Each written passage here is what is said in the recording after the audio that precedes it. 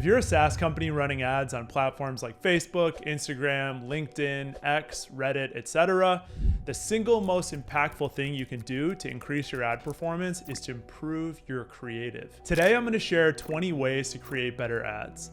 I'm also going to show you some of my favorite SaaS ads that I've seen lately and explain exactly what makes them great. My name's Sean Bacastow, and over the past 10 years, I've driven over $50 million in online sales using ads. Okay, let's dive in. So nowadays, creative is the targeting. It can be helpful to develop creative that not only tells the person who's viewing the creative, oh, this ad is for me, but also tells the platform, hey, this ad is for this type of person, because you're not going to be dialing in the targeting on most channels. Some you will, but a lot of it's broader targeting nowadays. It's algorithmic. So you can say things like, ad agency owners make over 100K. We do taxes for tech people, things like that. And this calls out immediately, should you be interested in this ad or not? And the people it is relevant for will click on your ad, and then the platforms will show your ad to more people like that. You can articulate their pain. So this is a problem solution template. It's saying, here's your problem and we can solve it for you. I also like how this ad is like a pattern interrupt. Like you see Benjamin Franklin with funny shades with, dollar signs on them, and your brain immediately latches onto that. You're like, what? Why is Benjamin Franklin wearing sunglasses? It stops your scroll and you are hooked. You can handle their objections. So I really think this ad is great because it not only tells you exactly what their product does, it shows you a visual of the product so you can conceptualize it. And then at the bottom, it handles your objection. So what this means is when people see this ad, they may be thinking to themselves, oh, I bet it's going to take forever to set up. It's like, nope, 30-second setup. You might be thinking, oh, I don't want to pull out my credit card. They'll have my credit card data. And it's like, nope, no credit card required. And then it's like, oh, I wonder if it's expensive. And it's like, well, it's free for 14 days to try it. So this can be really effective rather than just listing your benefits. Handle their objections up front. This is also a very valuable tactic for landing pages. So we talked about Benjamin Franklin and stopping the scroll, a pattern interrupt, right? These are two primary examples of that concept. So you see this woman in a fur coat with sunglasses. She has like a cardboard cutout here and it says, just use AI, your calendar will literally create itself. You see that and you're like, what the hell is this? It stops you in your tracks. You're like, I want to know what this is. It's a pattern interrupt. It's very good for getting people's attention. Same here, PSA, 3 exclamation points on a sticky note. It's like, it grabs you. It says avoid IRS penalties with a free year of catch-up bookkeeping and their brand. So it tells you what they do for you, but it catches your attention first. Like when you have an ad, the first job of it is to get their attention, make them curious. The second job is really to tell them what you do and get them interested. Another effective tactic is comparing yourself to companies people already know. You see this concept a lot in the venture capital space when people say, we're the Uber for this, that type of thing, because people can immediately latch onto that and understand what you do. So this company here, I'm assuming they're more of a newer entrant into the space because it says, it's like getting the best of this tool this tool and this tool but all in one platform at a lower cost. This is a phenomenal offer because it's like, oh, I use these tools, but I can pay less. So it's conceptualizing what it is for you, comparing it to things you already know, telling you you can get it at a lower cost.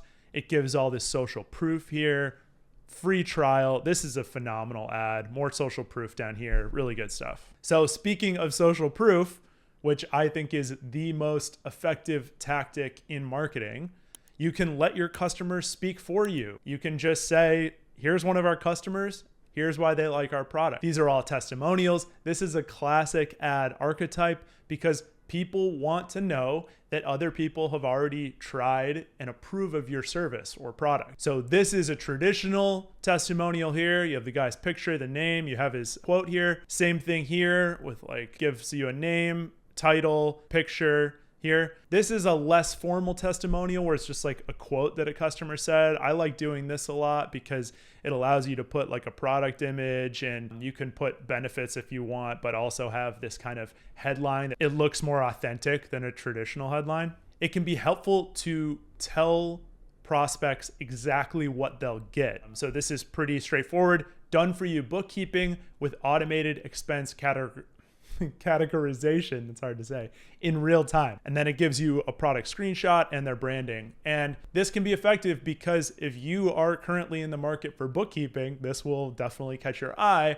And it gives a key feature here that you may really be looking for. You can pique their curiosity. I tend to think that curiosity is one of the most essential and underrated elements of advertising. If you can get someone's attention with your ad and then pique their curiosity so that they're curious about your product, that can be a deadly combo because they genuinely really want to figure out what your product is. And I love this headline here. They could have just said, learn to make winning Facebook and TikTok ads. And that's fine, but it's much more effective when they say, I finally cracked how to make winning Facebook and TikTok ads. And it begs the question, what's the code? Like how did they crack it? Like what's the secret here to making winning Facebook and TikTok ads? I need to click this ad and find out. And hopefully then they buy your product. You can introduce some FOMO. So fear of missing out, it's a very powerful motivator.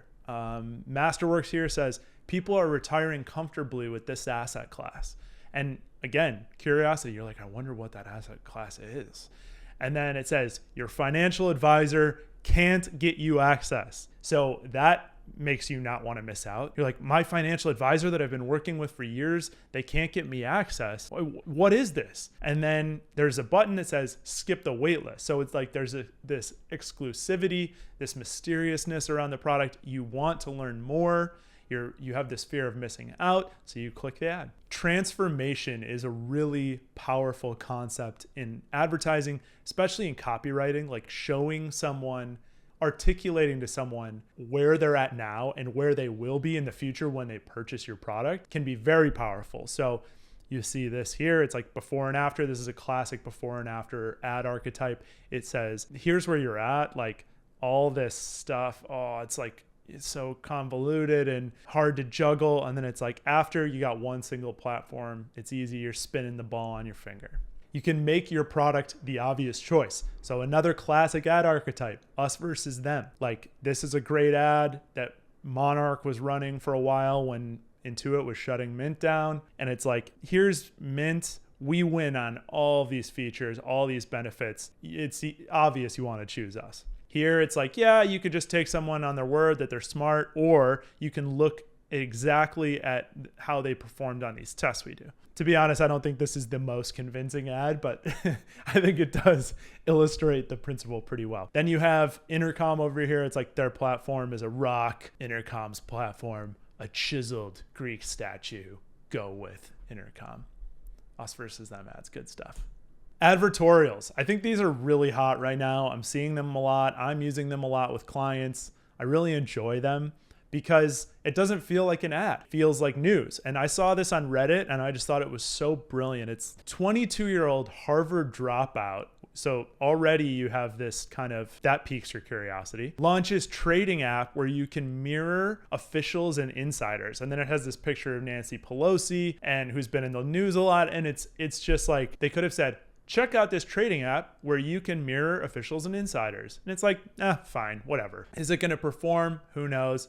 But it's not catching your attention like this. Like, I just love this format. Feels authentic. It doesn't feel like an ad. It piques your curiosity. It gets you clicking. Really good stuff. Advertorials, I love them. You can make ads feel familiar. So I call these types of ads familiar screens. It's things like, you see Twitter screenshots, Apple Notes screenshots. You see ChatGPT right now because ChatGPT is very much in the zeitgeist. And, it's a way to advertise your product in long form text format, but it also catches people's eye because they're like, oh, I use ChatGPT all the time. This is ChatGPT. They don't even realize it's an ad until they kind of really give it a hard look, but then they've already read it. So it's kind of a sneaky way to get into the mind of your prospects. I like it. You can make them laugh. So people enjoy humor. People like to laugh. They like to be happy. And if your ad can make them kind of laugh or say, oh, that's funny, then you've already kind of lowered their defenses, because people see ads and they're like, oh, I don't want to look at ads. I hate ads. But if you make them laugh, defenses are down.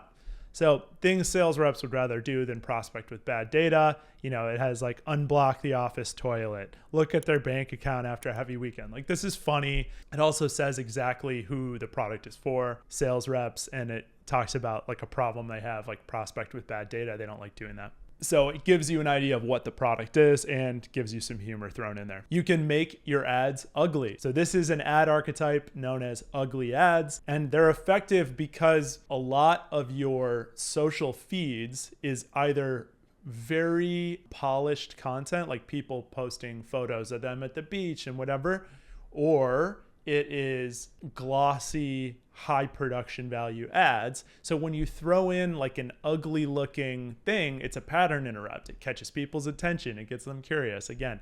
So I love this ad from Proxima AI. They say, we thought about making a pretty ad, but we figured these results speak for themselves. And then it's it's like an ad product, and they got your attention with the ugliness of their ad. You can compare your product to something inexpensive. So this is a technique known as price framing. So it says a chief of staff for your life, telling you exactly what the product is, showing you the product, but then it says for less than a latte a day. So rather than just putting the price, they frame it in terms of something inexpensive that you know the price of, you're used to paying for. So you think, oh, like a latte a day, I already spend that on coffee. That's no big deal. And this can be really effective. You also see this principle applied when brands say 12 easy payments of $19.99 rather than putting the whole price. It's the same price, but it feels cheaper to your brain. You can just flat out tell them your main benefit. You can just say, hey, you want to improve your English writing? Well, we can help you because we can make your writing mistake-free. I also really like that they found a way to kind of show you how the product works, because they have the headlines like improve your English writing. You're thinking, oh, I'm trying to improve my English writing. And then it says, are you working on your English skills? Grammarly can help. You think, great, that's me. And then you're like, but how do they do that? But then you see this little example here and you're like, oh, I get it. It's like a writing tool where I type, but then they give me real-time feedback. Pretty cool. You can show them the money. So this is a B2B context. And when someone sees this ad, if it's relevant to them, they're thinking, okay, I can use this to get 3 to 5 more demos a week. And that means 2 to 3 deals closed per month. That means X amount of dollars in my pocket. And it gets them thinking and excited. And it says, want more deals? Check us out. And you click and you buy the product. This doesn't just work for B2B though. This is basically just saying, show them exactly what value they're going to get. So it doesn't necessarily need to be monetary value. It's just like, what value is your product bringing to their life? Make it very clear to them. You can make them an offer. Again, this is B2B, but it also works in B2C. You may be advertising a special offer. So migrate your historic data at no cost. I feel like this should be historical data, but I'm kind of nitpicking there. In a B2C context, you might be running a certain promotion or a discount at a given time, and you call that out specifically in your ad. That can lead to not only better click-throughs from the platforms to your site, but also can lead to a better conversion rate when someone lands on your site.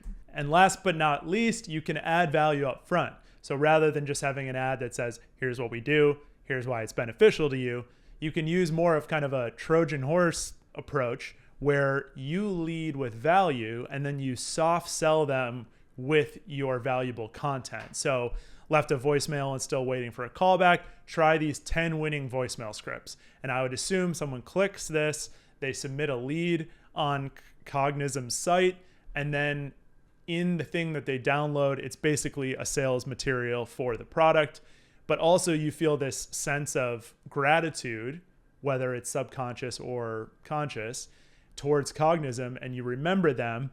And maybe when you're in the market for a tool like theirs, you think of them, you think of what you learned from them, and you reward them by purchasing their product. So if you want me to help you create ads like this that can scale your SaaS company, click the link in the description, visit my website, and book a free strategy call with me. If you learned something today, check out this video where I walk you through exactly how to craft really compelling ad copy using my ad copy magic worksheet and ChatGPT. It pairs really nicely with this video because you learned how to create effective images for your ads, and now you'll know how to also write really effective copy.